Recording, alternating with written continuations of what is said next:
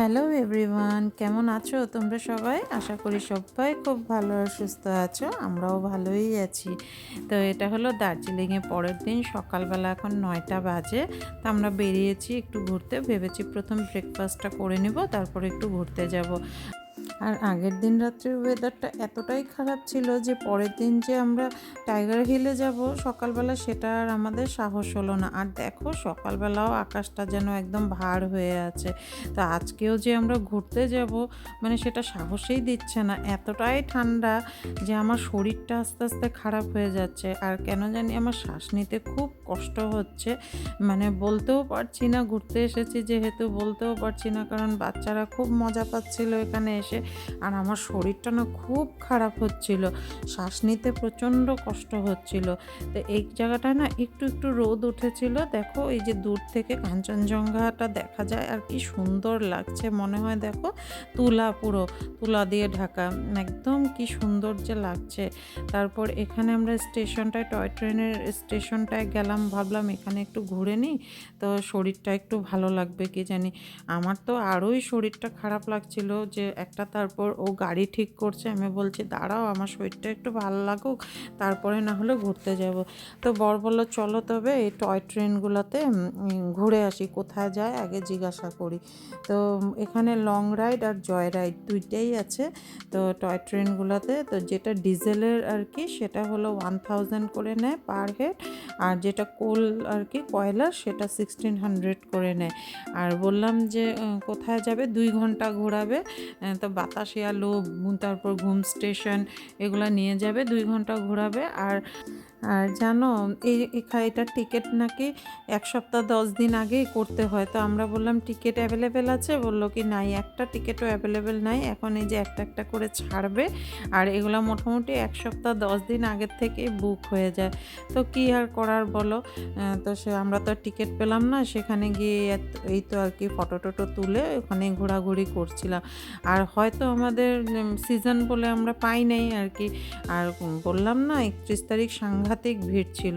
আর দেখো আমার চোখ মুখ কিরকম ফুলে আছে ঠান্ডাতে, আমি মানে পারছিলামই না ওইখানে আর অল্প দেরিও থাকতে। তো বলছি চলো, আমার আর ভালো লাগছে না, এখান থেকে দার্জিলিং থেকে বেরিয়ে পড়ি।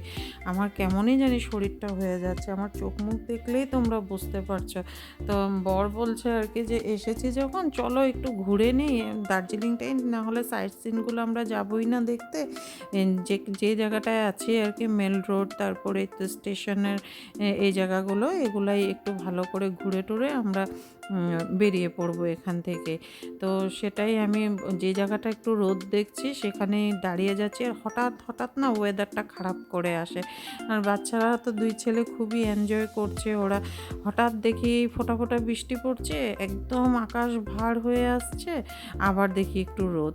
তো যেহেতু পাহাড়ি জায়গা, তো হঠাৎ হঠাৎ এরকম ওয়েদার হয়ে যাচ্ছে। তারপর আমরা চলে গেলাম মেল রোডে।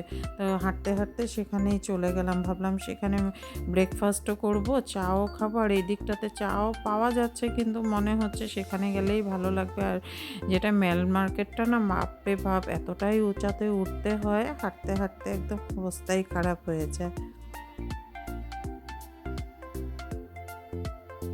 তো এটা হলো মেল রোড, যেটা নেহেরু রোডও বলে। এটাই হলো এখানে চৌরাস্তাতে এসেছি। কালকে তো রাতের বেলা খুব একটা ভালো করে মানে দেখতে পারি নাই, তো এখানে একটু ঘোরাঘুরি করছি ভালো করে। তো আমরা ব্রেকফাস্ট আমাদের করা হয়ে গেছে ওইদিকে। আর আরেকটা কি জানো, আমার ঠান্ডাতে সাংঘাতিক দাঁত ব্যথা করছিল, সমস্ত দাঁত, আমি কিছুই মুখে দিতে পারছিলাম না। আর এই যে দেখো, ইনি হলেন বিখ্যাত কবি ভানুভক্ত আচার্য। ইনি প্রথম রামায়ণ আর কি সংস্কৃত ভাষার থেকে নেপালি ভাষায় ট্রান্সলেট করেছিলেন। আর এইদিকে দেখো, এই যে এটা হলো কবি আর কি ভানুভক্ত আচার্যের পিছন দিকে খুব সুন্দর করে করা হয়েছে। আর এখানে সবাই ঘোরাঘুরি করছিল না, চৌরাস্তাটা খুবই সুন্দর। তো সেখানে দেখো আমরা এখন যাব হলো মহাকাল মার্কেটের দিকে। আর আজকে কেন জানি মহাকাল মার্কেটে একটা স্টলও বসে নাই, 1 তারিখ যেহেতু কি মানে জানুয়ারির 1 তারিখ বলে দেখিনি কি সেখানে একটা মানে দোকানও বসে নাই, তখন প্রায় 10:30 বাজে। এই যে দেখো এখানে একটা দোকানও বসে নাই, কিন্তু এখানে খুব সুন্দর একটা বাজার বসে।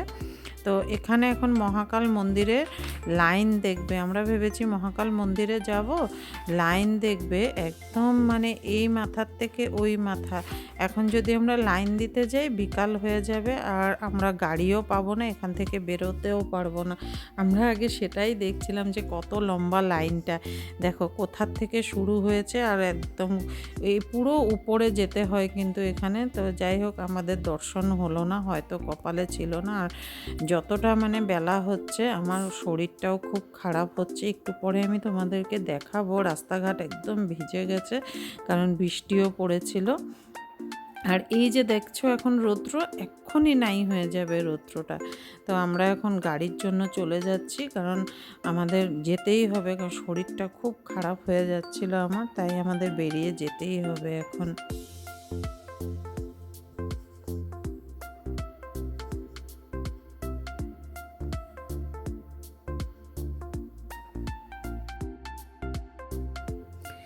তো এই যে দেখো চৌরাস্তার ফাউন্টেনটা, আর এটা না রাত্রবেলা খুব সুন্দর শাওয়ারটা চালায় লাইটিং করে, দিনের বেলা বলে এখন চালায়নি।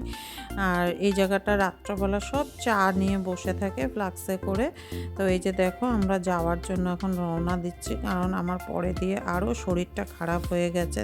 দেখছোই তোমরা ওয়েদার ভীষণ খারাপ হয়ে গেছে।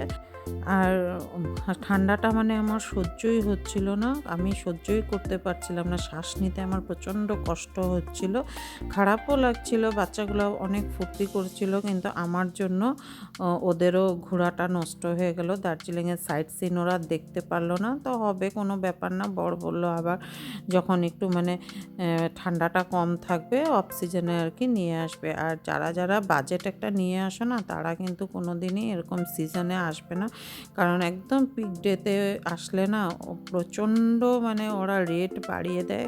কারণ এমন জায়গা একটা তুমি না থাকলে তো হবে না, রাত্রে তোমার রুম নিতেই হবে একটা, তো অনেক বেশি দাম। তো তোমরা ওইভাবেই আসবে যাতে সুন্দরভাবে ঘুরে যেতে পারো, কারণ দার্জিলিং একটা খুব সুন্দর একটা জায়গা। তো দেখো এই যে রাস্তাগুলো পুরো ভিজে গেছে, কারণ বৃষ্টি পড়ে গেছিলো, এই জন্য পুরো ভিজে গেছে।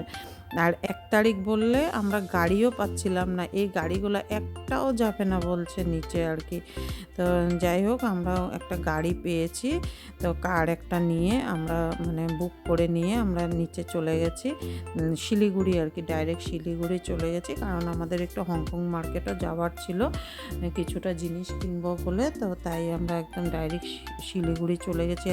ড্রাইভার দাদা খুব ভালো ছিলেন, তিনি খুব সুন্দর করে নিয়ে গেছে, আমার কষ্ট হচ্ছিল বলে।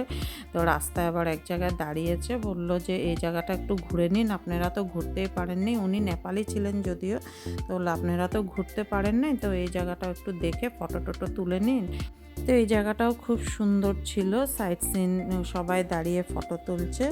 তো ভিডিওটা আজকে এ পর্যন্তই থাক, নেক্সট দিন তোমাদের দেখাবো শিলিগুড়িতে আমরা কি কি করলাম আর কি কিনেছি সেগুলো তোমাদেরকে দেখাবো হংকং মার্কেটে। তো যদি ভিডিওটা ভালো লাগে অবশ্যই লাইক কমেন্ট করে দিও, আর যারা যারা নতুন দেখছো তারা প্লিজ চ্যানেলটাকে সাবস্ক্রাইব করো। দেখা হবে নতুন আরেকটা ব্লগে, ততক্ষণে সবাই ভালো থেকো, সুস্থ থেকো, টাটা।